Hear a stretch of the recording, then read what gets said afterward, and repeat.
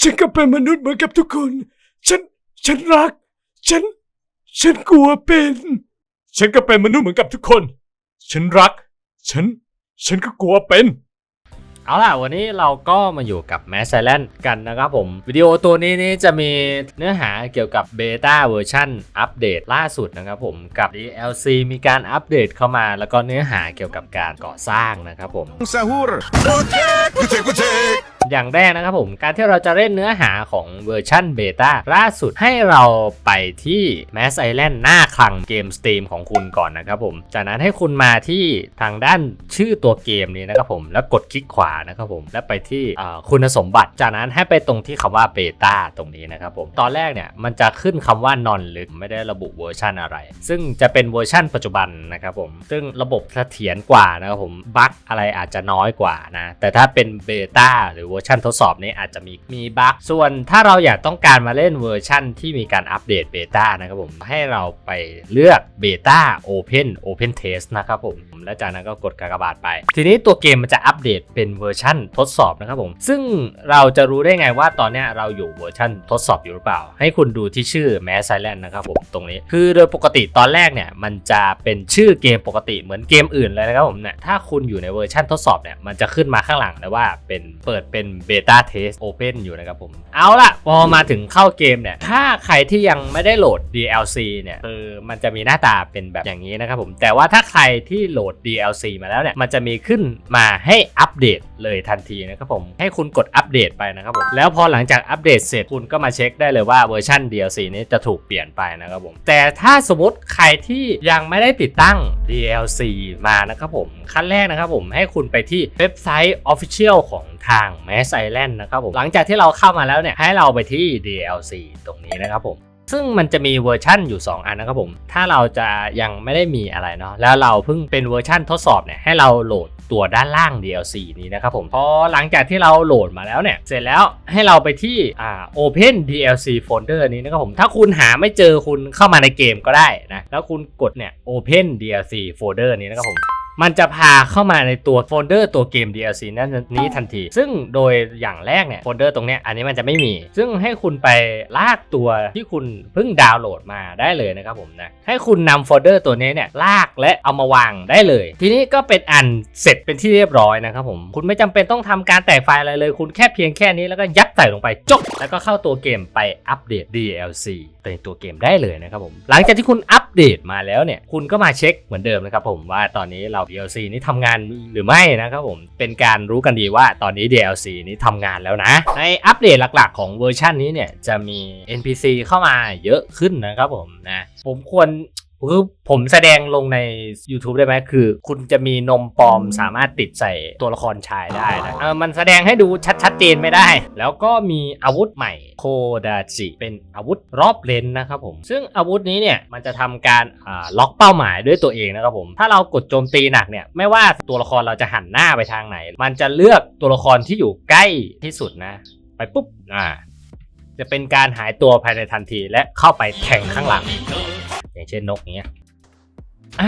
คุณเป็นไงนี่คุณก็สามารถที่จะสู้กับนกได้โดยที่เราไม่ต้องเข้าไปใกล้นะโดยปกติเราไม่สามารถที่จะฆ่านกได้ทันทีถูกไหมครับนอกจากจะเป็นอาวุธตีระยะไกลซึ่งในชนิดนี้เนี่ยจะมีอยู่ในระยะ5 เมตรนะครับผมเราจะสามารถโจมตีใส่ศัตรูที่อยู่ใกล้เคียงได้นะแล้วก็สัตว์ตัวใหม่นะครับผมเป็นนกอ้วนนะครับผมในเกมจะชื่อว่าวิงกี้นะครับผมชื่อน่ารักเดียวนะเป็นสัตว์ที่อัปเดตเข้ามาใหม่นะครับผมเราสามารถจับไปได้หาได้ตามแถบทะเลทรายทั่วไปเลยครับผมจับมาก็ได้น่ารักดีนะอาหารที่น้องชอบเนี่ยก็จะเป็นหนอนแล้วก็ผีเสื้อแล้วหอยทากแล้วก็แมงมุมตัวเด็กแมงมุมเด็กหาได้ไงก็จะเป็นแมงมุมที่อยู่ในทางด้านถ้ำซึ่งจับไม่ได้เพราะเราทุบมันตาย เราจะจับได้เดี๋ยวเราต้องใช้ตะข่าย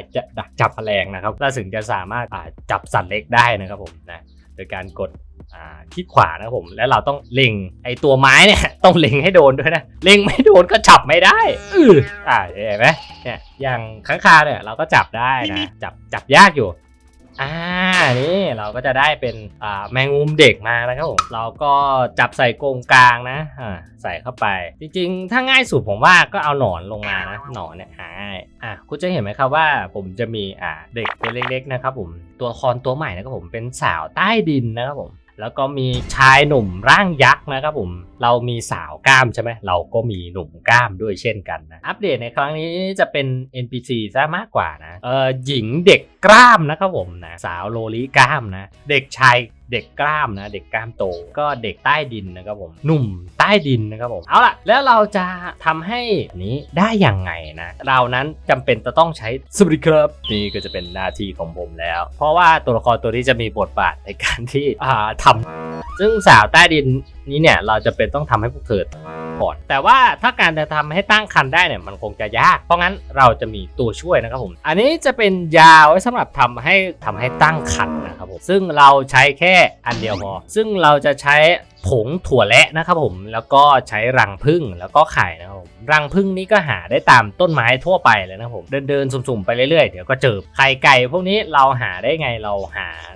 จับไก่มาเป็นๆนะครับผมเราต้องการเป็นแม่ไก่นะครับผมหรือเป็นไก่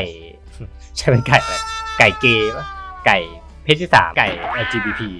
เราจำเป็นต้องใช้ไก่พวกนี้นะครับผมเพิ่งทำให้เป็นออกไข่นะครับผมแล้วเดี๋ยวมันจะโผล่เข้ามาอยู่ในช่องเก็บของถ้าเราตั้งฟาร์มไก่เอาไว้ใกล้ๆนะครับผมสามารถคราฟได้จากโต๊ะไม้นะครับถ้าเราเอาไปตั้งใกล้ๆกับกล่องเก็บใส่ของนะครับผมพวกเกี่ยวกับฟาร์มเนี่ยไข่เนี่ยมันจะถูกโยนเข้ามาอยู่ใส่ในกล่องแต่ว่าถ้าเราไม่มีเนี่ยไข่มันจะถูกวางไว้อยู่ในทางด้าน3ช่องว่างๆนี้แล้วก็รังผึ้งด้วยเหมือนกันถ้าเราเอารังผึ้งไว้ใกล้บริเวณเนี่ยมันก็จะถูกโยนเข้ามาอยู่ใส่ภายในกล่องนี้ด้วยนะสะดวกสบายมากเลยนะส่วนถั่วแล้วเนี่ยหาได้ไงหาได้จากการที่เรานั้นหาดรอปได้จากนกนะครับผมนะซึ่งเราจะใช้ธนูหรือใช้ดาบหายตัวก็ได้นะครับผมค่อนข้างที่จะดรอปได้ยากนะครับผมมีวิธีว่าคุณจะได้ถั่วแล้วเนี่ยได้เยอะๆได้ยังไงนะครับผมให้คุณหามาได้เยอะๆแล้วคุณเอามาปลูกใส่ไร่นะครับผมแล้วรอให้มันโตเอาเองแต่ทีนี้มันจะมีบางต้นที่มันยังไม่โตซึ่งตรงเนี้ยมันเป็นบั๊กของการปลูกผักนะครับผมซึ่งว่าบางที ABC เขาเอาพืชเอาผลอะไรมาเนี่ยซึ่งเราเอามาใส่ไว้ในกล่องแล้วผมเอามาใส่ไว้ในไร่สวนด้วยทีนี้มันจะกลายเป็นบั๊กครับบั๊กโดยที่ว่าพืชพวกนี้เนี่ยมันจะถูกเพิ่มเข้ามาเป็นอีก4แล้วตรงนี้เนี่ยภายในกล่องมันจะไม่ลดส่วนใหญ่พวกนี้เนี่ยมันจะไม่ลดลงคือผมไม่ต้องไปยิงนกอะไรแล้วผมมาไล่สวนเนี่ยแล้วเอามาปลูกเล่นๆอย่างเงี้ยผมก็ได้เพิ่มมาแล้ว30อันอย่างงงๆโดยที่ผมไม่ได้เอามาทำอะไรเลยนะบั๊กชนิดนี้ทำได้ทุกพืชผลเลยนะครับผมและอย่าลืมนำถั่วและไปบดเป็นผงด้วยนะหลังจากที่เราทำยาได้เนี่ยตัวละครเนี่ยมันจะมีบอกขึ้นมาเลยว่าตัวละครไหนในปัจจุบันเนี่ยสามารถตั้งครรภ์ได้มันจะมีสาวคนป่าแล้วก็เด็กคนป่าแล้วก็มีสาวกล้ามคนป่าแล้วก็มีสาวใต้ดินหรือใต้พิภพนี่แหละมันจะมีโยนาด้วยที่ได้แต่ปัจจุบันเนี่ยโยนายังไม่มีระบบตั้งครรภ์ได้นะตัวละครนอกเหนือจากนี้ก็จะสวมใส่ไม่ได้ก็คือตั้งครรภ์ไม่ได้นะแล้วเราจะใส่เข้าไปได้ยังไงนะอย่างเช่นตัวละครตัวนี้นะครับผมมันจะใส่ไว้ตรงตัวแหวนนี้นะครับผมคุณจะเอามาใส่ไว้ในกล่องนี้ก็ได้แล้วก็กดคลิกขวาแล้วมันจะใส่ให้อัตโนมัติเราจะต้องมีความสัมพันธ์กับตัวละครเช่นเราไม่มีความสัมพันธ์กับตัวละครนี้นะคุณเห็นไหมตัวละครเธอก็จะพูดว่าไม่อยากหรือไม่ยอมนะครับผมนะถ้าเราไม่มีความสัมพันธ์ดูได้ตามประวัติในตัวละครนี้นะครับผมแล้วคุณจะเพิ่มความสัมพันธ์พวกนี้ได้ไงอย่างแรกคุณก็เพิ่มด้วยการที่เราพาเธอติดตามเรามาด้วยแต้มก็จะเพิ่มแต่จะเพิ่มไม่มากส่วนเต้นก็จะเพิ่มเหมือนกันนะก็จะเพิ่มตามความชอบของบุคลิกของตัวละครนั้นๆว่าชอบแบบไหนนะถ้าเราชอบเต้นธรรมดาเห็นไหมก็จะเพิ่มทีละ4แต่ถ้าเราเต้นอีกแบบหนึ่งบางทีตัวละครบางคนก็อาจจะไม่ชอบค่ามันจะแตกต่างกันนะแต่ว่ามันจะมีวิธีที่เร็วที่สุดนะครับผมที่เราจะทำให้เธอความสัมพันธ์เพิ่มเข้ามาได้อย่างรวดเร็วก็คือเราทำโต๊ะอาหารนี้ขึ้นมาให้เราคราฟขวดยาน้ำหอมนะครับผมได้จากทำภารกิจของทากุมินะครับผมและเราจะได้ชิ้นนี้มาเราจะต้องใช้เห็ดเขียวแล้วก็สมุนไพรสีแดงนะครับผมสมุนไพรสีแดงนี้เนี่ยเราจะหาได้ตามหุบเขาตามทั่วไปอย่างนี้นะครับผมเนี่ยสมุนไพรสีแดงให้เราได้เก็บเห็ดสีเขียวเนี่ยเราหาได้จากบึงโครนตรงนี้นะครับผมเห็นไหมตามบึงโครนเก็บเห็ดมา ให้เราไปทำเป็นขวดยาเสน่ห์นะจะใช้โพชั่นน้ำหอมแล้วก็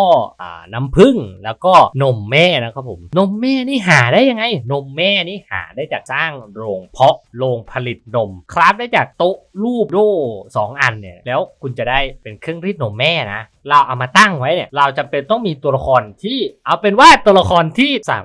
เราสามารถเอามาใส่ในนี้ได้แล้วเครื่องรีดนมเนี่ยมันจะทำการรีดให้อัตโนมัติเนี่ยจะเป็นตัวละคร NPC ที่เราหยิบเข้ามาเราเอามาใส่ไว้ทางด้านนี้แล้วมันจะทำการผลิตน้ำนมเข้ามาไว้ในโต๊ะนี้ครับผมเราก็จะได้โพชั่นมาโพชั่นความรักนี้เนี่ยสมมติน้องกล้วยเนี่ยน้องกล้วยมีความสัมพันธ์กับแมนในเชิงที่เกลียดเลยนะคุณเห็นไหม-2เลยแต่ถ้าเราใส่โพชั่นแห่งความรักนี้เข้าไปนะครับผมโพชั่นนี้เนี่ยมันจะเพิ่มความค่าสนิทความชอบทีละ50แล้วผมใส่ไป2เนี่ยก็จะเพิ่มมา101ทันทีพอหลังจากที่เราใช้โพชั่นแล้วเนี่ยทำให้พวกเธอนั้นเกิดหลงชอบเข้ามาคุณเห็นไหมคุณจะได้ยินเสียงเป็นเหมือนเสียงเป็ดซึ่งเสียงนี้เนี่ยบ่งบอกว่าตัวละครตัวนั้นในเมื่อเธอเราก็ต้องรอไปประมาณหลายเดือนต่อมาคงนานนะดู เราก็ต้องรอประเด็นคือตัวละครที่ผมก็ฉายให้ดูไม่ได้พวกเสื้อผ้าเธอมันก็จะปิ้นออกมาผมควรทำไงผมก็เอาเป็นภาพตัดต่อกันขัดถ้าไม่มีที่ทำให้เปอร์เซ็นต์ในความสำเร็จที่จะเกิดเด็กออกมาเนี่ยจะมีอยู่แค่ 20% นะไม่สำเร็จมันจะเกิดออกมากลายเป็นลูกแก้วแห่งชีวิตแต่ว่าเราจะทำไงให้ตัวละครนั้นออกมาได้ 100%เขาจะเรียกว่าเตียงแม่ไม้แต่หรือเตียงหมอตำแยนั่นแหละเอาล่ะตอนนี้อุปกรณ์เราก็พร้อมแล้วนะเรามีเตียงหมอตำแยแล้วทีนี้ผมอยากจะทำให้เด็กเนี่ยเด็กที่เกิดมาเนี่ยเราสามารถที่จะคุมได้นะครับผมว่าเราอยากจะให้เด็กคนนั้นเนี่ยเกิดมาเป็นเด็กชายหรือเด็กหญิงได้นะครับผมไปที่โต๊ะทำอาหารนะคือพูดตรงๆว่าพูดเกี่ยวกับการคราฟเนี่ยเยอะพอสมควรนะผมจะเรียกว่าไงดีมันเรียกว่ามันจูมันจูที่รูปร่างแย่ๆมันจะมีมันจูผู้หญิงกับมันจูผู้ชายไม่จริงนะนี่มันเคยได้ยินเรื่องเล่าขานกันมานานเรื่องตำนานมาว่าในยุคสงครามโลกครั้งที่2มีเครื่องมือทำลายล้างชนิดหนึ่งที่สามารถหยุดยั้งต่อกรกับเครื่องบินยานรบต่อต้านทางอากาศยานของประเทศได้ทั้งหมดยังไม่พอมันยังเคยทำให้เรือรบบรรทุกพิฆาตขนาดใหญ่ของ USB จมทะเลไปถึง5 ลำพร้อมกันและยังเคยถูกนำไปใช้ถล่มฐานที่มั่นกองกำลังทางทหารของประเทศหนึ่งจนราบคาบโดยใช้คนบังคับเพียงแค่2 คนเท่านั้นโดยพลังทำลายล้างอันมหาศาลนี้จึงถูกยกย่องให้เป็นตำนานของอาวุธทำลายล้างระดับโลกซึ่งมันเป็นอาวุธที่มีรูปร่างทรงตรงสูงขนาดใหญ่มหึมามีระบบขับเคลื่อนขนาดใหญ่2 ล้อและมีโล่ขนาดใหญ่ซ้ายและขวาไว้ใช้ปกป้องหากกระสุนต่อต้านรถถังส่วนสุดท้ายนั่นก็คือกระดานเลื่อนมีไว้เพื่อล้ำลึกเพื่อนร่วมรบร่วมสหายที่สู้ฟันฝ่ามาด้วยกันชื่อของอาวุธชนิดนั้นก็คือปืนใหญ่นิวโคอาร์มสตรองไซโคลเจ็ตอาร์มสตรองนี่จะยังพูดอีกนานไหมคนดูเขาปิดนี้หมดแล้วเปลี่ยนเรื่องได้แล้วหินกรวดจริงๆมันเรียกหินคกมันใช้ข้าวนะข้าวที่เป็นข้าวธรรมดาเนี่ยเอามาใส่ไว้คราฟออกมาพอเราทำเป็นผงมาได้แล้วเนี่ยเราก็จะทำมันจูได้นะหลังจากที่คุณมีมันจูชายแล้วก็มันจูหญิงให้คุณสร้างโต๊ะเข้ามาด้วยนะจะเป็นโต๊ะคราฟแบบไหนก็ได้ขอแค่ว่ามันสามารถโต๊ะที่สามารถวางอาหารได้นะให้เราหยิบมันจูมามันจู2 อันนี้เนี่ยมันจะให้เอฟเฟกต์โดยการที่บอกว่าถ้าเราติดตั้งมันจูพวกนี้ใกล้ๆกับการคลอดนะมันจะทำให้เด็กคนนั้นเนี่ยเกิดมาเป็นเด็กผู้หญิงนะมันจูผู้หญิงถ้ามันจูชายถ้าเอาไปตั้งใกล้ๆเนี่ยมันจะทำให้ตัวละครเด็กที่เกิดมานั้นจะกลายเป็นเด็กผู้ชายเราก็ไปที่โต๊ะเลยครับผมกดตัว E นะได้เด็กแทนให้เรากดไปที่โต๊ะนะครับผมมันจะมีบอกว่าคลิกขวาที่อาหารนะครับผมเป็นการวางนะให้มันขึ้นข้อความนี้ขึ้นมาก่อนนะถึงจะวางอาหารได้สมมุติผมอยากให้เป็นเด็กผู้หญิงอย่างนี้ผมก็วางมันจูลงไปนะคุณกดคลิกขวานะเสร็จแล้วปุ๊บมันจะมีขึ้นมาเป็นสีเขียวๆแบบนี้ให้คุณกดคลิกซ้ายเป็นการวางนะทีนี้ก็เรียบร้อยแล้วทีนี้ผมก็ให้แม่เด็กมาทีนี้ผมจะทำให้ตัวละครนั้นคุณเห็นไหมว่ามันจะไม่มีเปอร์เซ็นต์ขึ้นมาแล้วมันจะ 100% เลยที่เด็กเกิดมานั้นจะไม่เสียชีวิตนะครับผมเราก็กด yes ไปล่ะทีนี้เราก็รอ ตาใสเชียวโอ้โหน่ารักมากเลยทีนี้ผมอยากให้ตัวละครที่เกิดมาเนี่ยเป็นตัวละครผู้ชายนะผมวางมันจูชายวางไว้นะ เป็นรูปที่เล่นของยากเหมือนกันนะทีนี้ลองเป็นสาวกล้ามบ้างเกิดออกมาจะกลายเป็นเด็กหนุ่มกล้ามโตนะครับผมแล้วก็สีทรงผมเนี่ยก็จะเป็นสีแบบเดียวกับสีแม่ก็เลยนะก็จะเป็นประมาณนี้นะครับผมสำหรับมีแค่นี้เลยเอาล่ะทีนี้มาถึงข้อสงสัยสร้างบ้านคุณคงประหลาดใจใช่ไหมคุณจะเห็นไหมว่าบ้านผมเนี่ยเป็นสไตล์ลอยฟ้าแบบนี้เลยนะครับผมซึ่งไม่น่าจะเป็นไปได้นะที่มันจะลอยฟ้าแบบนี้ได้อย่างแรกคุณต้องมีอะไรอย่างแรกนะครับผมคุณจะต้องมีพวกพื้นพวกนี้ก่อนนะซึ่งมันจะเขียนว่าแพลตฟอร์มแบบนี้นะครับผมซึ่งมันจะเรียกว่าเป็นพื้นผมจะคิดก่อนว่าผมอยากจะสร้างพื้นที่สูงก่อนนะครับผมคุณเห็นไหมว่าบ้านผมเนี่ยมันจะเป็นสไตล์ที่ลาดขึ้นไปชั้นสูงแบบนี้นะครับผมก็จะสูงพอสมควรเลยนะจะทำได้อย่างไรให้คุณสร้างบันไดขึ้นมาก่อนสร้างบันไดขึ้นมาเสร็จแล้วปุ๊บผมก็จะใช้กดใช้นะแล้วผมก็จะกดY นะครับผมให้มันสูงขึ้นอันนี้คือก็จะสูงสุดและสำหรับบันไดทีนี้ผมก็จะเอาบันไดนี้เนี่ยต่อขึ้นไปอีกต่อทับกันไปเลยคุณเห็นไหมว่าผมสามารถต่อทับขึ้นไปได้ลาดให้มันมีพื้นที่เดินอยากจะทำให้มันลาดแบบนี้ก็ได้หรือคุณอยากจะทำให้มันต่อเนื่องไปก็ได้วางไว้แบบนี้ปุ๊บมันก็จะต่อเนื่องขึ้นไปเสร็จแล้วปุ๊บผมมากดใช้แล้วก็กดเพิ่มให้มันสูงขึ้นแบบนี้คุณอยากจะทำให้มันสูงขึ้นไปจนลาดฟ้าเลยก็ยังได้คุณอยากจะทำให้มันสูงขึ้นไปก็ได้คุณก็ต่อขึ้นไปอย่างเงี้ยให้มันสูงขึ้นไปเรื่อยๆก็ยังทำได้เหมือนกันโอเคผมจะสร้างพื้นให้คุณทำแบบนี้ก่อนนะให้คุณวางแบบนี้ก่อนให้ตัวผมเนี่ยมันลอยแบบนี้ก่อนเลยทีนี้ผมอยากจะขึ้นไปด้านบนตรงนี้ให้คุณเอาธงมาคุณมีธงสีแดงนี้ไว้นะแล้วให้คุณปักไปบนยอดสุดแล้วจากนั้นให้คุณวาร์ปไปที่บนยอดสุดนะเพียงเท่านี้ผมก็มาอยู่บนยอดแล้วจากนั้นผมก็สร้างได้แล้วทีนี้ผมก็สร้างได้อิสระแล้วทีนี้ถ้าคุณอยากจะทำให้บันไดเนี่ยเสมอภาพพื้นด้านบนแบบนี้นะครับผมคุณก็ใช้ตัว Z นี้นะยืดหน้ายืดหลังเอาแบบนี้นะครับผมให้ค่ามันพอดีเท่ากันผมก็จะสามารถเดินขึ้นมาได้อย่างนี้อย่างเงี้ยสบายทีนี้ผมก็ทำพื้นสร้างบ้านได้แล้วพื้นพวกนี้เนี่ยมันจะถูกอัตโนมัติทำให้มันแบบว่าเชื่อมต่อกันได้ยังไงนะ